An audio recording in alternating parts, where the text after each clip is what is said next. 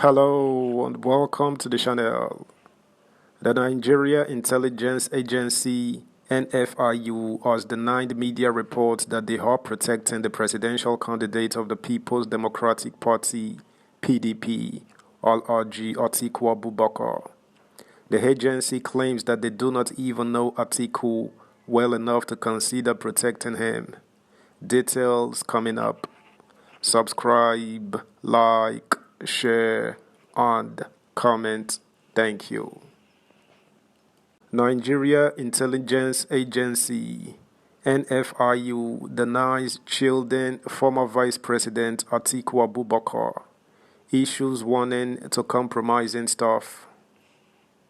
The Nigeria Financial Intelligence Unit (NFIU) has denied reports that it is shielding former Vice President Atiku Abubakar for some reasons.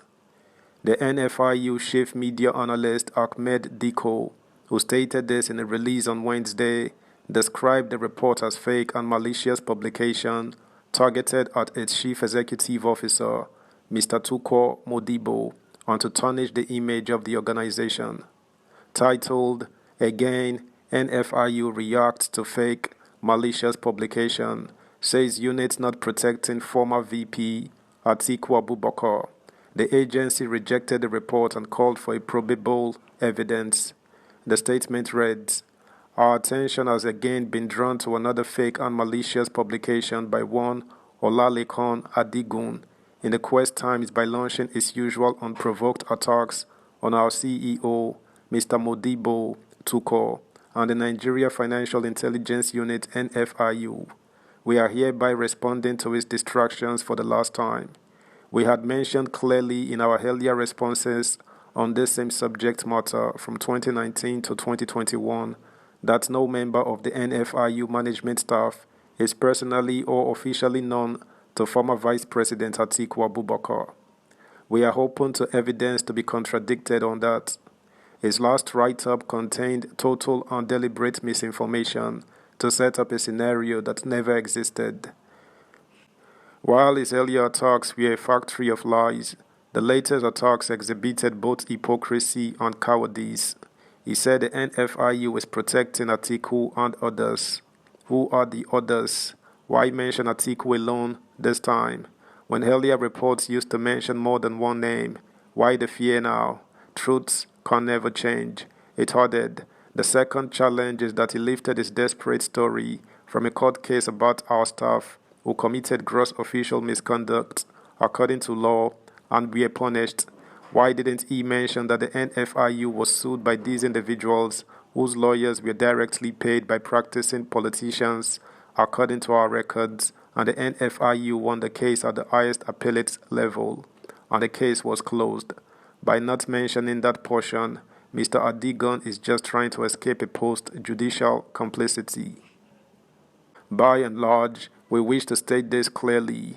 Pestering an environment that's struggling to find its way out of the woods just to serve power personally is a waste of time. Government has processes guiding its decision-making. So, though the country is politically heated now, because of the post-election season, we doubt if Nigeria is so confused as to be guided by misplaced political media or shared job. We doubt if there is a Nigerian politician at the highest level who had not been to a prison or subjected to at least a court trial. So how do you protect them? We consider the repeated write-ups and attacks from a single source only as a distraction to the NFIU, whose work is sensitive and often dangerous too, but the ignorant writer doesn't seem to know. NFIU staff are extremely busy working.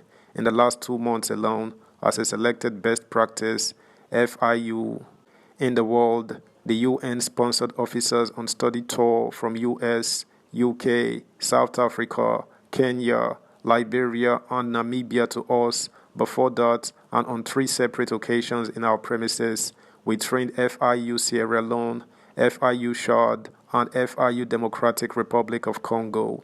And last week, we sent our team to Kazakhstan to deliver a joint training for the Eastern European FIUs. So anyone can see why these distractions neither add nor reduce to our work.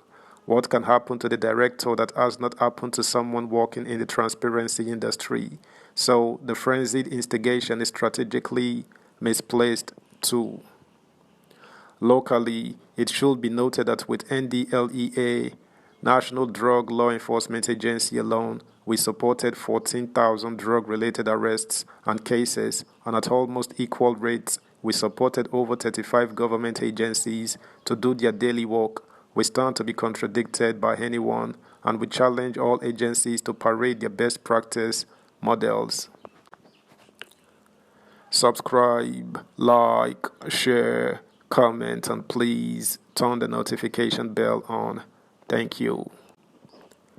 Now, for those staff who have misplaced their priorities by making themselves to be molds for politicians, know that the NFIU is housing the data of 170 sovereign countries, and the NFIU is autonomous and cannot be used by any politician for personal advantage. Merit can never be replaced by wrongful political somersaults. They should imitate their colleagues seconded from the NFIU, now working for Interpol in France, Egmont Group in Ottawa, Afripol in Algeria, and UN in Abuja, among many others. Finally, our director mentioned repeatedly and wrote to the investigating agencies all that he owns are in his name and can be defended or investigated. And any other suspicion should also please be investigated, or if in assets, let them be published and forfeited, or proxies arrested. Meanwhile, in other news, the presidential candidate of the Social Democratic Party (SDP), Barrister Adewale Adebayo, has given his prediction on the ongoing presidential election petition tribunal. According to his tweet on Monday, June 26, Adebayo was not optimistic that the petitioners, Atiku Abubakar of the People's Democratic Party (PDP) and Peter Obi of the Labour Party (LP) would get justice. He wrote, as at Atiku, at official PDP NIG, at Peter Obi, at NG Labour, closed at election tribunal, it is fair to say that they have added new points to our jurisprudence, but nothing to the cause of justice. A. Non-issues. B. No evidence. And C. Sure to lose even with a weak or no defense by at INEC Nigeria.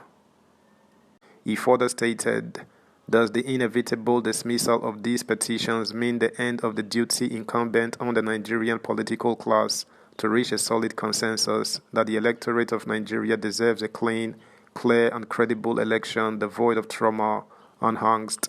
I don't think so. We must meet.